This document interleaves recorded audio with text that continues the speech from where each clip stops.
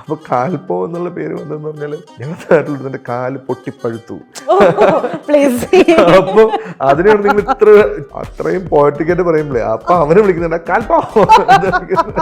നാളെ ഈ സിനിമ കാണുന്ന ഒരാൾ ആലപ്പുഴയാണ് ഇതെന്ന് തോന്നണം. എൻ്റെ നാടാണ്. അപ്പോൾ ഏറ്റവും പ്രൗഡായിട്ട് നാടിനെ കാണിക്കുന്നത് എനിക്ക് ഭയങ്കരമായിട്ടുള്ളൊരു ആഗ്രഹമായിരുന്നു. എൻ്റെ മോൾക്ക് ഞാൻ ഇട്ടിരിക്കുന്ന പേര് കൽബെന്ന. അവളിപ്പോൾ ഭയങ്കര പ്രൗഡാണ്. സ്കൂളിൽ മൊത്തം ഇപ്പം കൽബ് സൂപ്പറാന്ന് പറയുമ്പോൾ അവളിങ്ങനെ ഭയങ്കര പ്രൗഡാണ്. അപ്പോൾ അതൊക്കെ എനിക്ക് നല്ല മൊമെന്റ്സ് ആണ്. അപ്പോൾ എന്നെ സംബന്ധിച്ചോളം ലിജോബായ് ഇസ് ലൈക്ക് എൻ്റെ ബ്രദറാണ്, എൻ്റെ മെൻറ്ററാണ്. രഞ്ജിത്തിന്റെ സിനിമ കണ്ടു നോക്കാൻ പറഞ്ഞത് ലിജോബായ് ആണ്.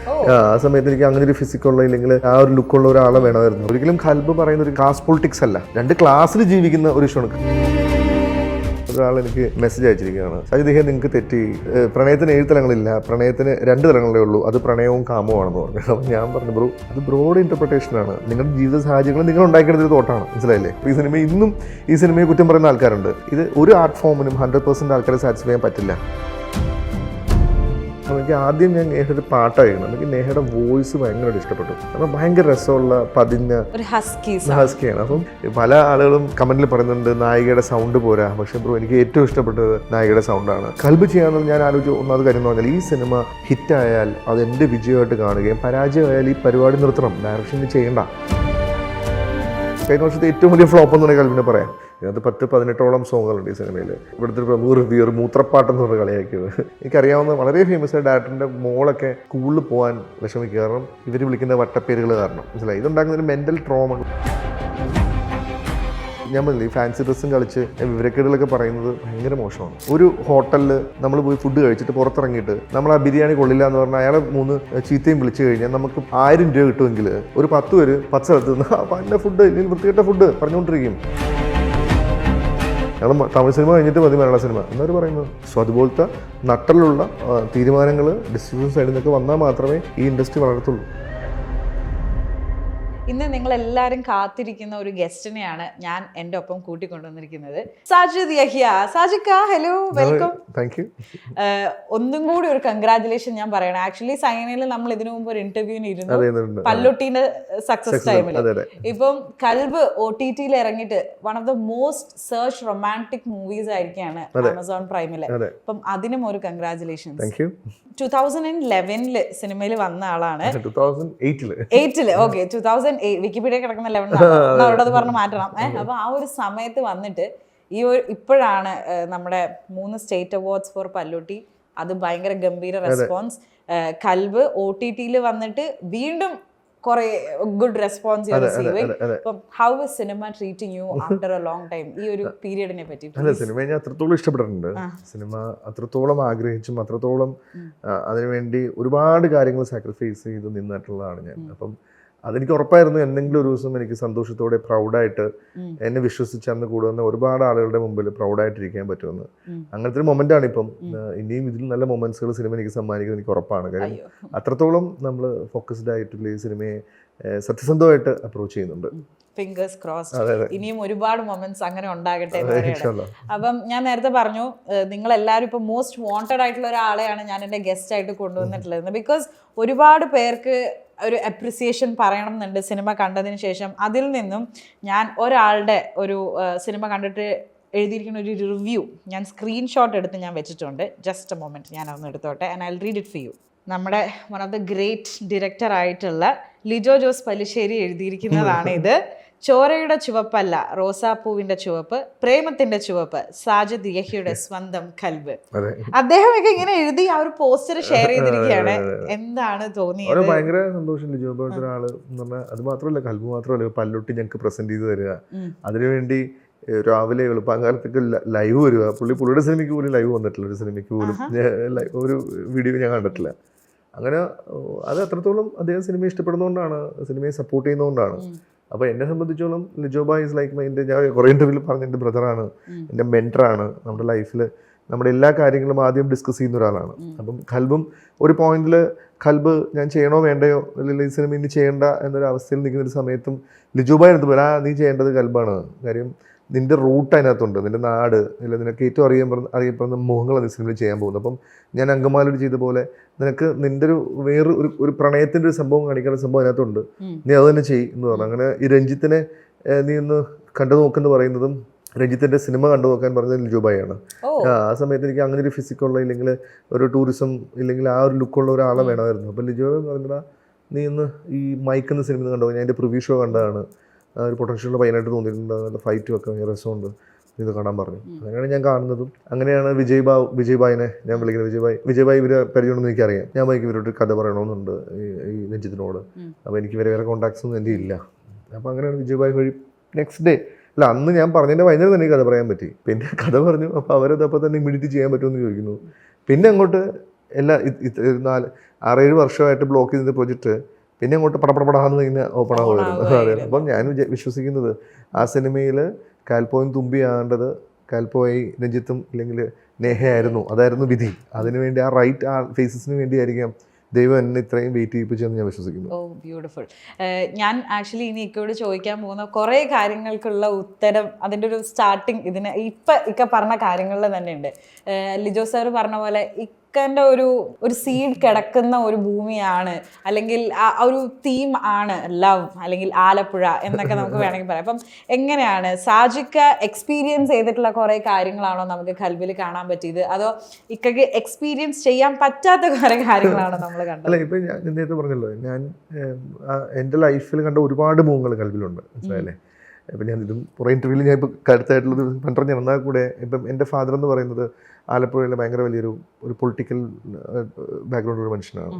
അപ്പം പുള്ളി ജീവിച്ചിരുന്ന സമയത്ത് അവിടെ പള്ളിയുടെ വളരെ വർഷങ്ങളാണ് പള്ളിയുടെ പ്രസിഡന്റ്. അപ്പോൾ എൻ്റെ വീട്ടിലൊരു ഓഫീസ് സ്പേസ് ഉണ്ട് ഫാദർ ഇരിക്കുന്നത്. അപ്പം അവിടെ ഡെയിലി എല്ലാ ഈവനിങ്ങുകളിലും ഒരു സെറ്റിൽമെൻറ്റുകൾ എന്ന് പറഞ്ഞാൽ പോലീസുകാരെ കൊണ്ടും തീർക്കാൻ പറ്റാത്ത പല കാര്യങ്ങളും അവിടെയാണ് സെറ്റിൽ ചെയ്യുന്നത്. അപ്പോൾ അതിനകത്ത് കൂടുതലും വിവാഹമോചന കേസുകൾ, ഇതുപോലത്തെ പ്രണയ ഇഷ്യൂസ്, ഇല്ലെങ്കിൽ അതിതർക്കങ്ങൾ, ഇല്ലെങ്കിൽ ഫിനാൻഷ്യൽ ഇഷ്യൂസ്, ഇല്ലെങ്കിൽ അടിപിടികൾ, അങ്ങനത്തെ ഇഷ്യൂസാണ് അവിടെ സംസാരിച്ച് തീർക്കുന്നത്. അപ്പം ഈ റൂമിനകത്ത് അവർ സംസാരിക്കുന്ന സമയത്ത് ഇതിന് ബാധിക്കപ്പെട്ട ആളുകൾ ഇപ്പോൾ പെണ്ണുങ്ങളാണെങ്കിൽ അടുക്കള എൻ്റെ ഉമ്മാടോടെ ആയിരിക്കും, ഇല്ലെങ്കിൽ ഹോളിൽ അതിൻ്റെ ഓപ്പോസിറ്റ് ആയിട്ടുള്ള ആൾക്കാരായിരിക്കും. അടിപൊളി സംസാരിച്ച് വെളുപ്പാങ്കാലം വരെയൊക്കെ പോകും.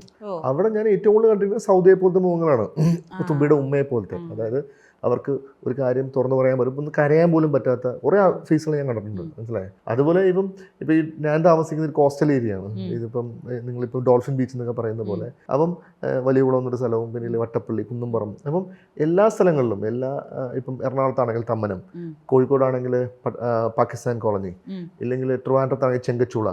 ഇതിനെ നമ്മൾ ഐഡന്റിഫൈ ചെയ്യുന്നൊരു പ്രശ്ന സ്ഥലം എന്നാണ്, മനസ്സിലായില്ലേ. അവിടുത്തെ ആളുകളെ നമ്മൾ കാണുന്ന എന്തോ പ്രശ്നക്കാരെ പോലെയാണ്. അവർക്ക് വിദ്യാഭ്യാസം നല്ല വലിയ സ്കൂളുകളിൽ അഡ്രസ്സിൽ അഡ്മിഷൻ കിട്ടാൻ സാധ്യത വളരെ കുറവാണ്. അവിടെ ബാങ്കുകൾ ലോൺ കൊടുക്കുന്ന വളരെ സാധ്യത കുറവാണ്. അവിടെ നമ്മൾ കാണുന്ന ഒരു പ്രശ്നമായ സ്ഥലമാണ്. എന്നാൽ അവിടുത്തെ ലൈഫ് ഭയങ്കര അടിപൊളിയാണ്, മനസ്സിലായില്ലേ. അവിടെ അങ്ങോട്ടും ഇങ്ങോട്ടും എല്ലാവർക്കും അറിയാം, ഒരു പ്രശ്നം ഉണ്ടെങ്കിൽ അവരെല്ലാവരും ഒരുമിച്ച് നിൽക്കും. എന്നാൽ നമ്മൾ കാണുന്ന ഒരു ഹയർ ലൈഫ് എന്ന് പറയുന്ന ഇപ്പുറത്തെ സൈഡിൽ ആ വീട്ടിലെ മാടത്തെ പോലെ ആ പെൺകുട്ടിയും ഞാൻ ആ സിനിമയിൽ കാണിച്ചിരിക്കുന്നത്. അങ്ങനെ ഞാൻ കണ്ടിട്ടുണ്ട് ഓരോ ലൈഫുകൾ. അപ്പം നമ്മൾ ഈ പുറത്തുനിന്ന് കാണുന്ന ഒരു അപ്രോച്ച് അല്ല അവരുടെ ലൈഫിലേക്ക് പോകുമ്പം. തുമ്പി ഇഷ്ടപ്പെടുന്ന ഒരിക്കലും കാൽപ്പോടെ 6 പാക്കോ ലുക്കോ ഒന്നുമല്ല.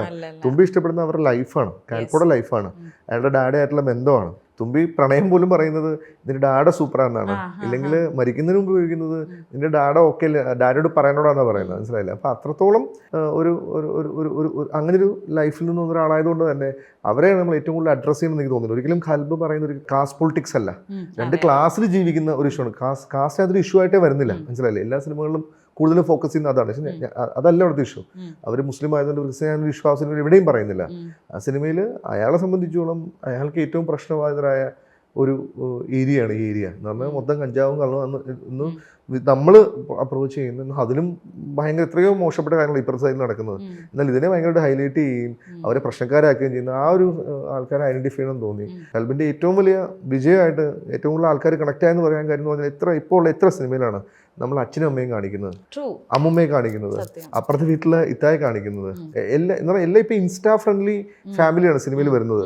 അതായത് അപ്പൂപ്പൻ ട്രിപ്പ് പോകാൻ ആഗ്രഹിക്കുന്ന അപ്പൂപ്പൻ ഇപ്പം സിനിമയിലുള്ളത്. എൻ്റെ അപ്പൂപ്പൻ ആശുപത്രി വരെ നടന്നു പോകത്തില്ല, മനസ്സിലായി, റിയാലിറ്റിയിൽ, മനസ്സിലായില്ലേ.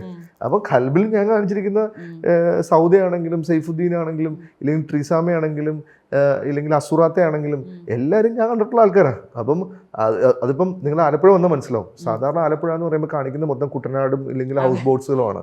ആലപ്പുഴയ്ക്ക് ഭയങ്കര ബ്യൂട്ടിഫുൾ ആയിട്ടുള്ള ഒരു കോസ്റ്റൽ ലൈഫുണ്ട്. പണ്ട് അവിടെ തുറമുഖമായിരുന്ന സമയത്ത് അവിടെ ബിസിനസ് ചെയ്യാൻ വന്ന ഗുജറാത്തികൾ, ഡച്ചുകാർ, പോർച്ചുഗീസുകാർ ഇല്ലെങ്കിൽ ബനിയാമാർ, ഇല്ലെങ്കിൽ കച്ചിക്കാർ, ഇല്ലെങ്കിൽ കോയാമാർ, അങ്ങനെ ഒരുപാട് ഡിഫറെൻറ്റ് അവരുടെ ഇന്നത്തെ ജനറേഷനും ഇല്ല അവരുടെ അവശേഷിപ്പുകളൊക്കെ ഇപ്പോൾ അവിടെ ഉണ്ട്. മനസ്സിലായില്ലേ? അവിടെ ഉദാത്ത സ്ട്രീറ്റുണ്ട്, ഡച്ച് പള്ളികളുണ്ട്, ഡച്ച് സിമെട്രികളുണ്ട്, ഒരുപാട് പാലങ്ങളുണ്ട്. അപ്പം അതെല്ലാം ഏറ്റവും ബ്യൂട്ടിഫുൾ ആയിട്ട്, കാരണം ഇപ്പം അതെല്ലാം പൊളിച്ചുകൊണ്ടിരിക്കുകയാണ്. അപ്പം അത് ഏറ്റവും ബ്യൂട്ടിഫുൾ ആയിട്ട് ഡോക്യുമെന്റ് ചെയ്യണമെന്നാണ് എൻ്റെ ഏറ്റവും വലിയ ആഗ്രഹം. കാരണം നാളെ ഈ സിനിമ കാണുന്ന ഒരാൾ ആലപ്പുഴയാണ് ഇതെന്ന് തോന്നണം. മനസ്സിലായില്ലേ? അത് എൻ്റെ നാടാണ്. അപ്പോൾ ഏറ്റവും പ്രൗഡായിട്ട് എൻ്റെ നാടിനെ കാണിക്കുന്നത് എനിക്ക് ഭയങ്കരമായിട്ടുള്ളൊരു ആഗ്രഹമായിരുന്നു. അത് ഞാനും സുഹേലും കൂടി എല്ലാ സ്ഥലങ്ങളും, ഇപ്പം നിങ്ങൾ ഷൂട്ട് ചെയ്തിരിക്കുന്നത് വെറും 5 കിലോമീറ്ററിനകത്താണ് ഈ സിനിമ ഫുള്ള് ഷൂട്ട് ചെയ്തിരിക്കുന്നത്. അല്ലാതെ ആലപ്പുഴ വളരെ ചെറിയൊരു സിറ്റിയാണ്. അപ്പം അവിടെ ഞങ്ങൾ ഈ സൈഡിലോട്ട് പോയിട്ടേ ഇല്ല, ഈ കായൽ സൈഡിലോട്ട് പോയിട്ടേ ഇല്ല.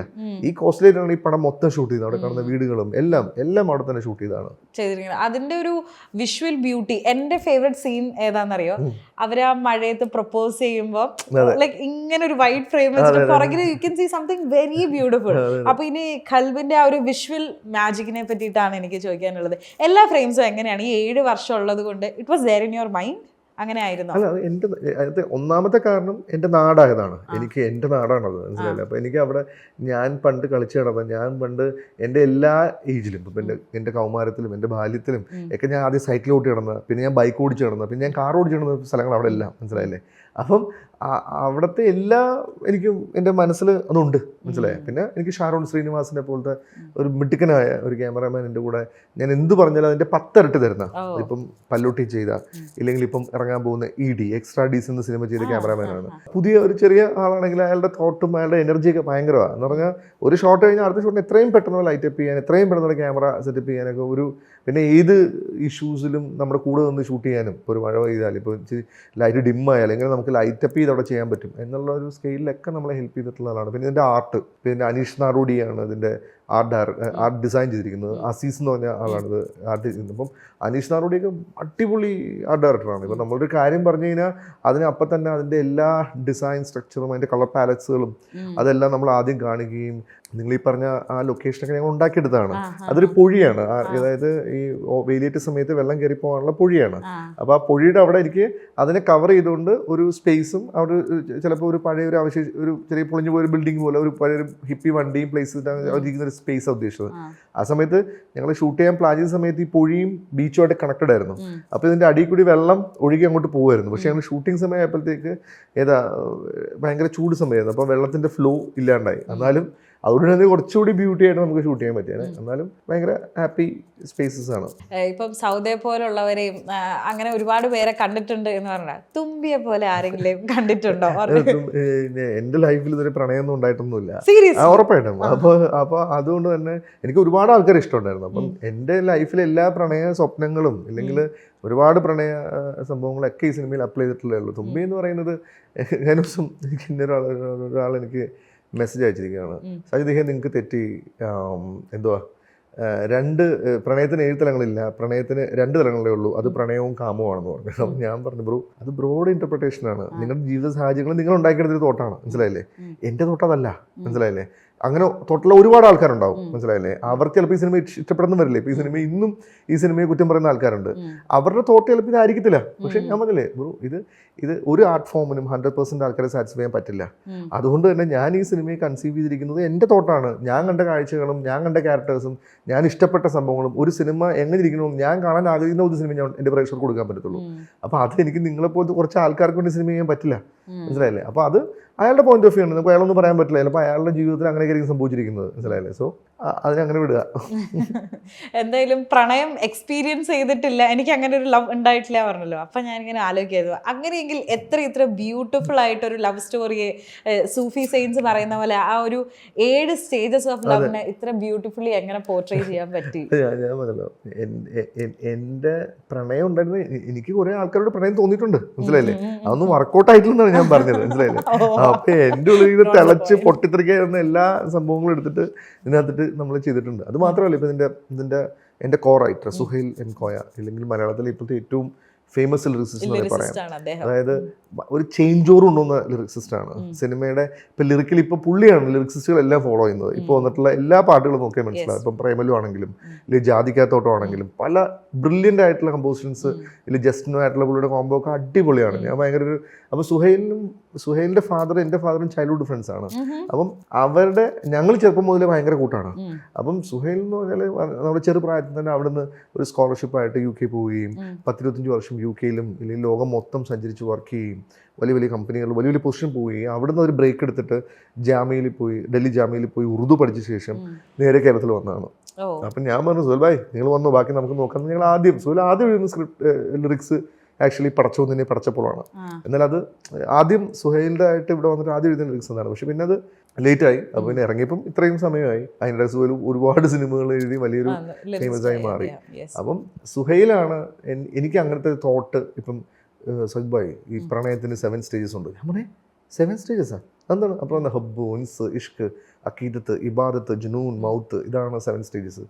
അപ്പോൾ ഞാൻ പറഞ്ഞത് എന്ത് സംഭവം? അപ്പോൾ നമ്മളൊരു പെണ്ണിനെ കാണും, രണ്ടാമത് നമ്മൾ പർപ്പസ്ഫുള്ളി അല്ലാതെ പല സ്ഥലത്തും റിപ്പീറ്റ് ആയിട്ട് കാണും. നമുക്കൊരു പ്രണയം ഉണ്ടാവും. ആ പ്രണയം ഉണ്ടായി കഴിഞ്ഞാൽ പിന്നെ നമ്മൾ ഒരു ചെറിയ 2 സ്വഭാവമുള്ള ആൾക്കാർ വന്ന് ഒന്നിക്കുമുള്ള പ്രശ്നങ്ങളുണ്ടാവും. അതിൽ ബ്രേക്കപ്പ് സംഭവിച്ചാൽ പോയി. പിന്നെ തിരിച്ചു വന്ന സാജിദ് ഭായ് പിന്നെ ഉള്ളത് ഇബാദത്താണ്, ആരാധനയാണ്. അവളുടെ എല്ലാത്തിനോടും ആരാധനയാവും നമുക്ക്. അവളുടെ സ്മെല്ലിനോട്, അവളുടെ എല്ലാത്തിനും, അവളോട് സംസാരിക്കുന്ന എല്ലാത്തിനും നമുക്ക് ആരാധനയാവും.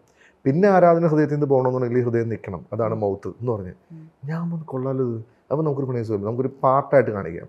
ഇപ്പോൾ ഹീറോയിനെ ഹുബ്ബെന്ന് എഴുതി കാണിച്ചിട്ട് നേരെ തുമ്പി നമുക്ക് ലാൻഡ് ചെയ്യാം, സുബിക്കൊള്ളാം. അപ്പോൾ അങ്ങനെ നമ്മൾ അങ്ങനെ ട്രീറ്റ് ചെയ്തു. അപ്പം ഇത് ഷൂട്ട് കഴിഞ്ഞപ്പോൾ ഇതിൻ്റെ എഡിറ്റർ അമൽ, പുള്ളിയുടെ ആദ്യത്തെ സിനിമയാണ് അമൽ എന്ത് പറയുന്നത്, നമുക്ക് ഈ 8ാമത് ക്ലൈമാക്സിൽ ഒരു സ്റ്റേജിൽ പറയാൻ പറ്റുമോ? ഞാൻ പറഞ്ഞു അടിപൊളിയാണുള്ളത്, ശരിയാണല്ലോ, അത് ആ സിനിമ അത് അപ്പം ഞാൻ അതിനാ ശരി അത് വെച്ചാൽ അപ്പോൾ അത് എഡിറ്ററിൻ്റെ ഐഡിയ.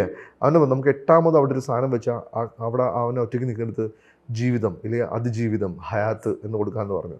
അപ്പം ഞങ്ങൾ 8ാമത്തെ ഞങ്ങളുടെ ഒരു ഇൻ്റർപ്രിട്ടേഷനാണ് ഹയാത്ത് എന്ന് പറഞ്ഞതിന് ശേഷം ജീവിക്കാനും നമുക്ക് ഓപ്ഷൻസ് ഉണ്ട്.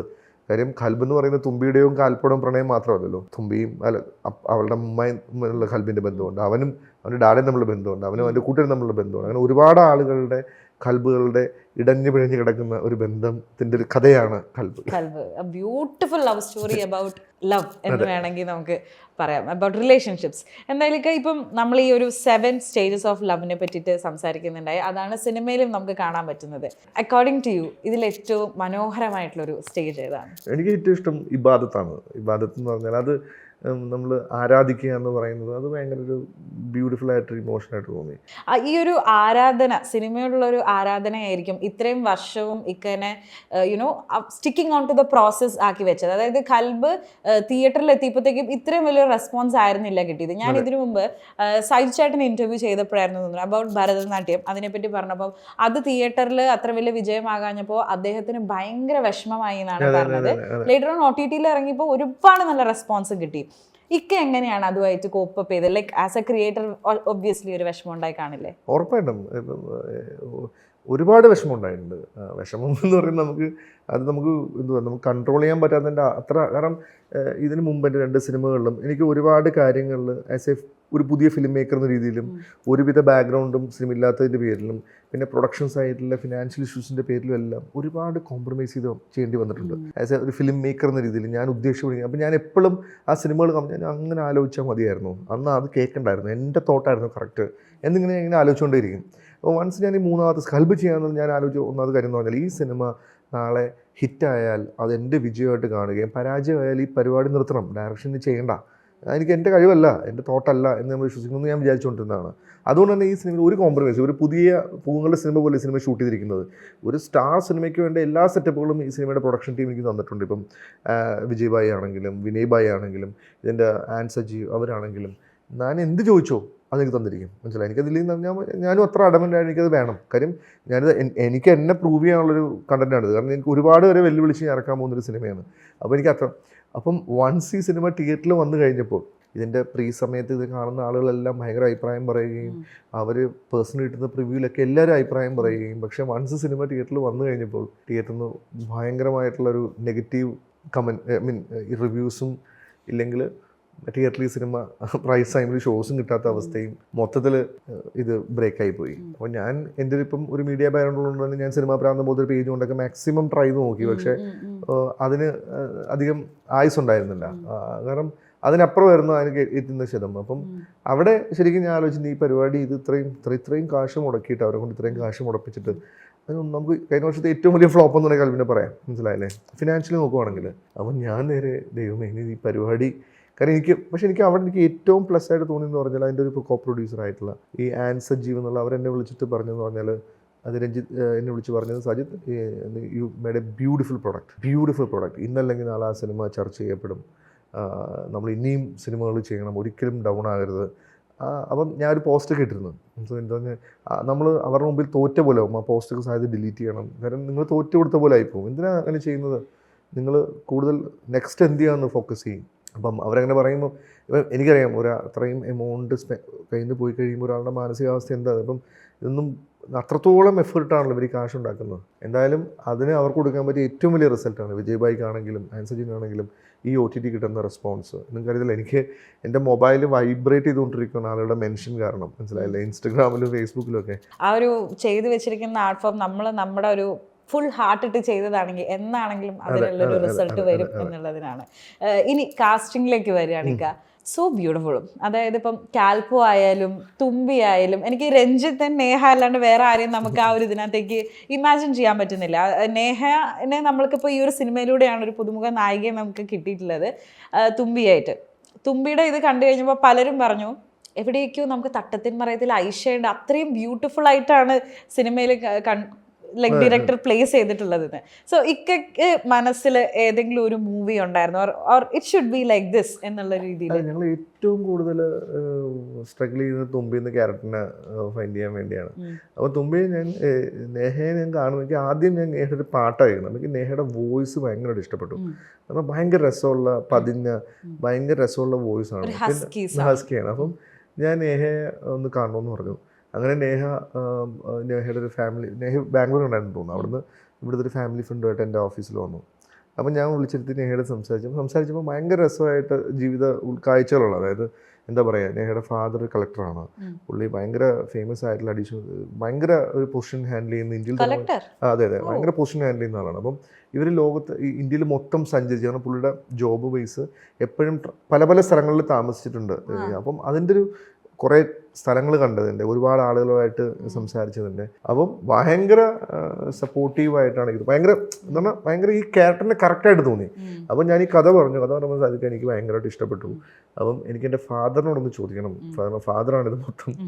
അപ്പം ഞാൻ ദൈവമേ, ഞാൻ സിനിമയിൽ ഒരു കളക്ടർ കണ്ടിട്ടില്ല, കളക്ടറോട് സംസാരിക്കണമല്ലോ. അപ്പം ഞാൻ പറഞ്ഞപ്പോൾ എന്ത് ചെയ്യും, അപ്പോൾ കുറച്ച് കഴിയുമ്പം എൻ്റെ ഒരു ഓഫീസിൽ നിന്ന് ഒരു നമ്പറിൽ നിന്ന് ഫോൺ വന്ന്, ഞാൻ ഷക്കീലിൻ്റെ മാനേജറാണ്, ഷക്കീൽ സാറിൻ്റെ ഇവിടുന്ന് ഓഫീസിൽ നിന്നാണ് വിളിക്കുന്നത്, ഒരു 7:30 ഷാർപ്പ് ഒരു വീഡിയോ കോൾ ഫിക്സ് ചെയ്യാൻ പറഞ്ഞു. അപ്പോൾ തന്നെ മുടിയൊക്കെ ഇച്ചിരി ജെല്ലൊക്കെ ഇട്ട് ഷർട്ടിൻ്റെ ബട്ടൺസ് ഒക്കെ ഇട്ട് ഞാൻ പതുക്കെ ലാപ്ടോപ്പൊക്കെ സെറ്റ് ചെയ്ത് ഓഫീസിൽ ഫോർമൽ ലുക്ക് കഴിഞ്ഞിരിക്കുക. അപ്പോൾ ഇങ്ങനെ കോള് വന്നു, ഞാൻ ഇതിനെ അറ്റൻഡ് ചെയ്യുമ്പം പുള്ളി ഒരു തൊപ്പിയും ഒരു ദഫൊക്കെ പിടിച്ചിട്ട് നിൽക്കുകയാണ്. അപ്പം ഞാൻ ഇങ്ങനെ നോക്കാം, ദൈവം എനിക്ക് വീഡിയോ കോൾ മാറിപ്പോയ, ഞാൻ നോക്കി ഈ ഫോട്ടോ കണ്ട ആൾ തന്നെ ഇരിക്കുന്നത്, പുള്ളി ഇങ്ങനെ നിൽക്കുക. ഡയറക്ടർ സാർ ഞാൻ പാട്ട് പാടും എന്നാണ് പറയുന്നത്. അവിടെ ഞാൻ ഓക്കെ, പിന്നെ അങ്ങോട്ട് പുള്ളി ഒരു 10 മിനിറ്റ് പാട്ട് പാടി, അടിപൊളിയായിട്ട് പാടുന്നുണ്ട്. അപ്പം ഞാനിങ്ങനെ എന്നിട്ട് പുള്ളി സൂഫിസത്തെ കുറിച്ചും ഇല്ലെങ്കിൽ സൂഫിയിൽ ഒരു ഭയങ്കര ഫേമസ് ആയിട്ടുള്ള ഒരു പഴയ സിംഗറിനെ കുറിച്ച് അവരുടെ പാട്ടുകൾ സാഹിത്യം കേൾക്കണം, ഇതിനെക്കുറിച്ച് മാത്രമൊന്നും സംസാരിക്കുന്നില്ല. അപ്പം ഞാൻ ദൈവമേ അവസാനം ഉപദേശിച്ചു വിടാനായിരിക്കും എന്ന് പറഞ്ഞിട്ടില്ല വന്നിട്ട് പറഞ്ഞു. ഇതേപോലെ നേഹയുടെ അടുത്ത് പറഞ്ഞു, എനിക്ക് സ്ക്രിപ്റ്റ് ഒന്ന് അയച്ചാൽ മതി, ഞാൻ വായിച്ചോളാം നേഹയുടെ അടുത്ത്. അപ്പം ഞാൻ പറഞ്ഞത് നേഹയുടെ ഏറ്റവും വലിയ ബ്ലെസ്സിങ് അങ്ങനത്തെ ഒരു പേരൻസ് ആണ്. നേഹയുടെ കൂടെ അവരുടെ ഉമ്മ ഈ ലൊക്കേഷൻ സമയത്ത് മൊത്തം രാജസ്ഥാനിലും ഇല്ലെങ്കിൽ ഈ പൊടിയ ചൂടിലും ഒക്കെ ആ പാവം വന്ന് സൈഡിലിരിക്കുക. അവർക്ക് എന്ന് പറഞ്ഞാൽ അത് നേഹയുടെ ഏറ്റവും വലിയ ബ്ലെസ്സിങ് ആണ്. അപ്പം പല ആളുകളും കമന്റിൽ പറയുന്നുണ്ട് നായികയുടെ സൗണ്ട് പോരാ, പക്ഷെ ബ്രോ എനിക്ക് ഏറ്റവും ഇഷ്ടപ്പെട്ടത് നായികയുടെ സൗണ്ടാണ്. അതിപ്പോൾ അത് എൻ്റെ ഇഷ്ടമാണ് എൻ്റെ സിനിമ അല്ലേ, അത് ഇഷ്ടപ്പെടുന്ന ആൾക്കാരുണ്ടാവും, അത് എന്നെ ബോധർ ചെയ്യില്ല. ഇനി രഞ്ജിത്ത് ചെയ്ത കാൽപ്പോയിലേക്ക് ഞാൻ വരികയാണ്. ഞാൻ കാൽപ്പോ എന്ന് പറയുന്ന ആ ഒരു പേരിന്റെ മീനിങ് തപ്പിപ്പോയപ്പം നോട്ട് എന്നാണ് എനിക്ക് കിട്ടിയൊരു അർത്ഥം. അപ്പം ഞാനിങ്ങനെ ഇതിൻ്റെ ടൈറ്റിലായിട്ടും കഥാപാത്രങ്ങൾ ഇതൊക്കെ ആയിട്ട് ഞാൻ ഇങ്ങനെ നോക്കിയപ്പോൾ ആ ഒരു തുമ്പീനെ ഈ ഒരു പ്രണയത്തോട് കെട്ടിയിട്ട ഒരു നോട്ട് ആണോ ഈ ഒരു കാൽപ്പോ എന്ന് പറയുന്ന കഥാപാത്രം? അങ്ങനെയല്ല, ഈ കുട്ടി എന്തൊക്കെയാ ചിന്തിച്ചു പോയിരിക്കുന്നത് എന്നാണ് അല്ല നല്ല തോട്ടാണ്. പക്ഷെ റിയാലിറ്റിയിൽ ഞങ്ങൾക്ക് ആ പേര് കിട്ടിയ കഥ ഭയങ്കര ഫണ്ണാണ്. ഇപ്പൊ ഞങ്ങളുടെ നാട്ടിൽ എപ്പോഴും ആദ്യം ഒരാൾക്ക് ഒരു വട്ടപ്പേര് വരും, മനസ്സിലായി? അതായത് ആ വട്ടപ്പേരിൽ നിന്ന് രക്ഷപ്പെടാനാണ് ചെറുപ്പം മുതൽ ഞങ്ങൾ ഏറ്റവും കൂടുതൽ തുടിക്കുന്നത്, മനസ്സിലായില്ലേ? എല്ലാവർക്കും ഉണ്ട്, ഞാൻ പറയുന്നില്ല. അതിന് മാറാൻ ഞാൻ നേരത്തെ പറഞ്ഞല്ലോ, എനിക്ക് കേൾക്കുമ്പോൾ ഇറിറ്റേഷൻ വരും. അപ്പം ചെറുപ്പം മുതലേ അങ്ങനെയാണ് എല്ലാവർക്കും. ഇപ്പം ഈ നിങ്ങൾക്ക് നോക്കിയാൽ മനസ്സിലാവും, എല്ലാവർക്കും ഒരേ പേരുണ്ടാവും. ഉടുപ്പില്ല കോയ, അങ്ങനെ ഒരുപാട് പേരുണ്ടാവും അവിടെയുള്ള ആൾക്കാർക്ക്. അപ്പൊ കാൽപ്പോ എന്നുള്ള പേര് വന്നതെന്ന് പറഞ്ഞാൽ ഞങ്ങളുടെ നാട്ടിൽ എന്റെ കാല് പൊട്ടിപ്പഴുത്തു. അപ്പൊ അതിനാണ് നിങ്ങൾ അത്രയും പോയറ്റിക്കായിട്ട് പറയുമ്പോഴേ അപ്പൊ അവനെ വിളിക്കുന്നുണ്ട് കാൽപ്പോ. അപ്പൊ ഞങ്ങളൊരു ലിയോണാർഡോ കാൽപ്പോ എന്നൊക്കെ പറഞ്ഞൊരു ആംഗ്ലോ ഇന്ത്യൻ സ്റ്റൈലിലോട്ടൊന്ന് മാറ്റുന്നത്. അപ്പൊ അയാൾ എപ്പോഴും വിളിക്കുന്നത് കാൽപ്പോ എന്നാണ്. പ്ലിക്കോ ഉണ്ട് അവിടെ, പ്ലിക്കോ ഒക്കെ അവിടെ ഉള്ള ആൾക്കാരാണ്. ട്രൈമോൾ എന്ന് പറഞ്ഞാൽ ലോകത്തെ എല്ലാ പ്രശ്നങ്ങളും വള്ളികളും പോയി പിടിക്കുന്ന ഒരുത്തനാ. അവൻ തലവേദനയാണ്, അതാണ് ട്രൈമോൾ എന്ന് വിളിക്കുന്നത്.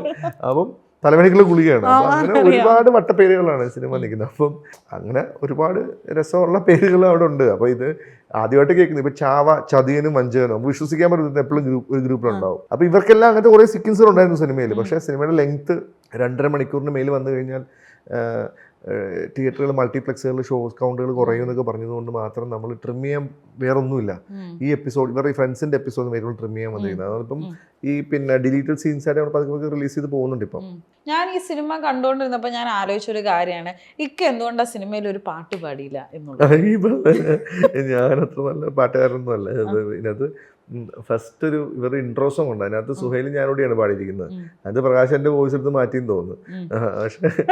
പക്ഷെ എന്നാലും അല്ല, അത് പ്രകാശിന്റെ ആണല്ലോ, മ്യൂസിക് ഡയറക്ടർ ആണല്ലോ തീരുമാനിക്കുന്നത് ഏത് വോയിസ് വേണമെന്നുള്ളത്. അപ്പം അത് പിന്നെ ഈ പറയുന്ന പോലെ ഈ സിനിമയിൽ ഒരുപാട് പുതിയ സിംഗേഴ്സിനെ ഞങ്ങൾ കൊണ്ടുവന്നിട്ടുണ്ട്. ഇപ്പം ഞങ്ങൾ ഇതിനകത്ത് വലിയ വലിയ ഫേമസ് സിംഗേഴ്സ് എന്നല്ല, ഇൻസ്റ്റഗ്രാമിൽ പാട്ട് കേട്ട് ഇഷ്ടപ്പെടുന്ന ആൾക്കാരാണ് കൂടുതൽ പാടിച്ചിരിക്കുന്നത്. ഇതിനകത്ത് 10-18ഓളം സോങ്ങുകളുണ്ട് ഈ സിനിമയിൽ. അപ്പം അതിനെ പ്രകാശിൻ്റെ ഇല്ലെങ്കിൽ വിമലിൻ്റെ ഇല്ലെങ്കിൽ നിഹാലിൻ്റെ ഒക്കെ ഒരുപാട് നാളത്തെ അധ്വാനത്തെയാണ് ഒരു ഇവിടുത്തെ ഒരു പ്രമുഖ റിവ്യൂർ മൂത്രപ്പാട്ടെന്ന് പറഞ്ഞ് കളിയാക്കിയത്.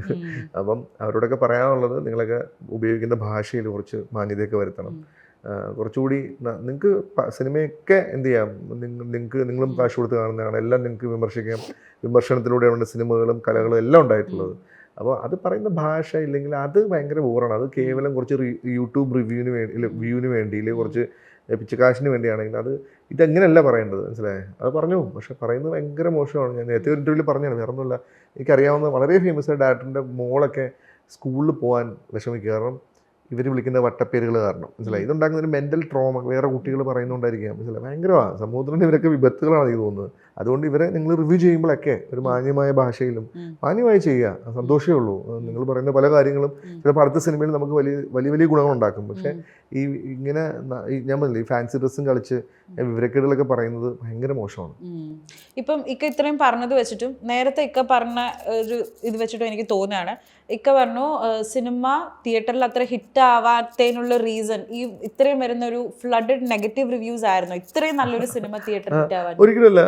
ആര് പറഞ്ഞു? ഒരിക്കലും ഒരു റിവ്യൂ, ഞാൻ നേരത്തെ ഇന്റർവ്യൂവിൽ പറഞ്ഞു, ഒരു റിവ്യൂവിനും ഒരു സിനിമയും ബ്ലോക്ക് ചെയ്യാൻ പറ്റില്ല, അല്ല ഒരു ആർട്ടിനെയും ഇല്ലാണ്ടാക്കാൻ പറ്റില്ല, ഒരു മനുഷ്യരെ ഇല്ലാണ്ടാക്കാൻ പറ്റില്ല, മനസ്സിലായില്ലേ? ഒരാൾ അയാളുടെ അഭിപ്രായം പറയുന്നു, അതൊരു 200K 2K 75K ആൾക്കാർ കണ്ടെന്ന് പറഞ്ഞ് സിനിമയ്ക്ക് ഒന്നും പറ്റില്ല. അതിനപ്പുറത്ത് ഓഡിയൻസ് അപ്പുറമുണ്ട്.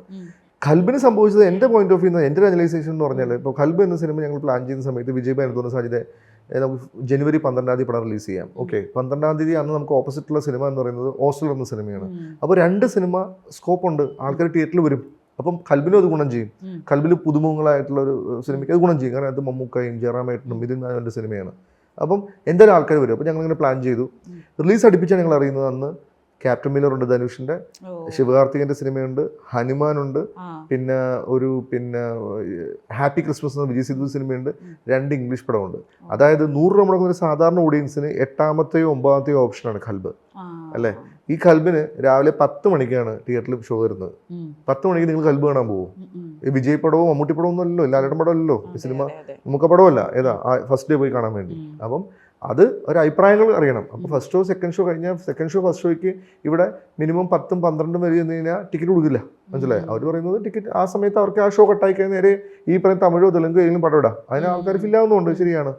അതോടുകൂടി ഈ സിനിമ കണ്ട് മറുഅഭിപ്രായം വരണ്ടേ. ഇപ്പോൾ ഈ പറയുന്ന ഓൺലൈൻ റിവ്യൂവേഴ്സ് ഇടുന്ന റിവ്യൂവിന് മറുഅഭിപ്രായം വരണ്ടേ. ഇതുപോലെ ഓൺലൈനിൽ അന്ന് സപ്പോർട്ട് കിട്ടിയിരുന്നെങ്കിൽ, അന്ന് ഈ സിനിമ കണ്ട് ഇഷ്ടപ്പെട്ട ആളുകൾ ഇതുപോലെ നമ്മൾ സപ്പോർട്ട് ചെയ്തിരുന്നെങ്കിൽ ഉറപ്പായിട്ടും കൽബ് നിന്നേനെ. അപ്പം അതോടെ എന്തായി, തിയേറ്ററിൽ നിന്ന് സിനിമ ഒരാഴ്ചക്കുള്ളിൽ മാറി തുടങ്ങി. ഈ സമയത്ത് ഞങ്ങൾ ഈ ഓൺലൈൻ ബാക്ക്ഗ്രൗണ്ട് ഉള്ളതുകൊണ്ട് നേരത്തെ പറഞ്ഞ പോലെ ക്യാമറയായിട്ട് ഈ ലോകത്തുള്ള എല്ലായിടത്തും പോയി ആനി മാഡം അവരൊക്കെ വന്ന് മൊബൈലിൽ റിവ്യൂ ഷൂട്ട് ചെയ്ത് ആ റിവ്യൂ ലോകത്തുള്ള നമ്മളെല്ലാ പേജുകളിലും ഷെയർ ചെയ്ത് ഒരു അഭിപ്രായം വന്ന് വീണ്ടും 46-48 തിയേറ്ററോട് പടം വന്നു. 33 തിയേറ്ററൊക്കെ ഒരുപാട് 5 ഷോ 6 ഷോ ഒക്കെ കിട്ടുന്നുണ്ട് ഒരു ദിവസം. എല്ലാ ഹൗസ്ഫുൾ ഷോസ് കിട്ടുന്നുണ്ട്. അതിൻ്റെ ഫോട്ടോസ് ഞങ്ങൾക്ക് അയച്ചു തരിക, തിയേറ്റർ സപ്പോർട്ട് കിട്ടി. അങ്ങനെ വരുന്ന സമയത്താണ് മഞ്ഞുമൽ ബോയ്സ് പോലത്തെ, പ്രേമൽ പോലത്തെ, കാരണം ഞങ്ങൾ റണ്ണിങ് ടൈം കഴിഞ്ഞപ്പോഴത്തേക്ക് അടുത്ത സിനിമയ്ക്കുള്ള സമയമായി. അത് ഭയങ്കര വലിയ വിജയങ്ങളോടെ നേടി. അപ്പം ഒബ്വിയസ്ലി നമുക്ക് എങ്ങനെ സ്പേസ് ഹെൽബോധ സിനിമയ്ക്ക് സ്പേസ് ഇട്ടാനാ, ആ സിനിമ അവിടെ നിന്ന് മാറപ്പെടുകയും ചെയ്തു. എന്നാൽ എനിക്ക് ഉറപ്പായിരുന്നു എന്നാലും അതിനൊരു സ്പേസ് നമുക്ക് കിട്ടും. അപ്പം ഞാനതിന് ഒരുപാട് ട്രൈ ഔട്ട്, ഒരു OTT പ്ലാറ്റ്ഫോംസും ആദ്യം സിനിമ എടുത്തില്ലല്ലോ. ഇപ്പം തന്നെ 9ാമത്തെയും 10ാമത്തെ മാസമാണ് ഈ സിനിമ OTTയിൽ വരുന്നത്. അത് കണ്ടന്റ് കൊള്ളാത്തത് കൊണ്ട് ഒന്നുമല്ല, നല്ല വലിയ പേരുകളില്ലാത്തതുകൊണ്ടാണ്, മനസ്സിലായല്ലേ. അപ്പം അങ്ങനെ ആകുമ്പോൾ ഒരു ഇൻഡസ്ട്രി കുറച്ച് ആളുകൾ മാത്രം ഒതുങ്ങിപ്പോവും, മനസ്സിലായി. രഞ്ജിത്തെ പോലത്തെ, നേഹ പോലത്തെ പുതിയ ആർട്ടിസ്റ്റുകൾ വരില്ല. ഇപ്പം ഈ റിവ്യൂ ഇടുന്ന, ഇപ്പം ആലോചിച്ച് നോക്കുക, ഇത്രയും ബഡ്ജറ്റ് മുടക്കി വിജയ് ബാബുവിനെ പോലത്തെ ഒരാൾ, അല്ലെങ്കിൽ ഫ്രാങ്ക്ലിൻ നേച്ചറിനെ പോലത്തെ, ആനി മാഡത്തിനെ പോലത്തെ ഒരാൾ ഇങ്ങനൊരു സിനിമ ചെയ്തു. ഇങ്ങനൊരു അറ്റംപ്റ്റ് അവർ ചെയ്യുമോ? ഇതൊരു സക്സസ് ആണല്ലോ. എന്നാലും അവർ ചെയ്യില്ല. അതുകൊണ്ട് ഇല്ലാണ്ടാകുന്നത് ഈ റിവ്യൂ പറഞ്ഞതിൻ്റെ തന്നെ ആഗ്രഹമുള്ള ഒരു ഫ്രണ്ടായിട്ടുള്ള ഒരു ഡയറക്ടറോ, ഇല്ലെങ്കിൽ അയാളുടെ തന്നെ കുടുംബത്തുള്ള ഒരു ആക്ടറോ, ഇല്ലെങ്കിൽ ഒരു മ്യൂസിക് ഡയറക്ടറോ ആയിരിക്കും ഇല്ലാണ്ടാകാൻ പോകുന്നത്, മനസ്സിലായില്ലേ. അപ്പോൾ അതാലോചിക്കുക. ഇപ്പം നമുക്ക് ഇഷ്ടപ്പെടാത്ത ഒന്നും, ഇപ്പോൾ ഒരു കുഴിമന്തി ഇഷ്ടമില്ലാത്ത ഒരു കുഴിമന്തിയെ റിവ്യൂ ചെയ്ത് എങ്ങനെ ഉണ്ടാവും? ഓരോരുത്തരുടെ ടേസ്റ്റ് അല്ലേ. പിന്നെ അത് മാത്രമല്ല, ഞാൻ നേരത്തെ പറഞ്ഞ ഇൻ്റർവ്യൂവിൽ പറഞ്ഞാണിത്, വേറൊന്നുമില്ല.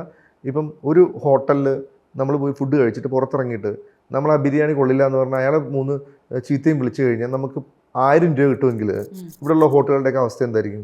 ഒരു 10 പേര് 10 സ്ഥലത്ത് നിന്ന് പന്ന ഫുഡ്, ഇല്ലെങ്കിൽ വൃത്തികെട്ട ഫുഡ് പറഞ്ഞുകൊണ്ടിരിക്കും.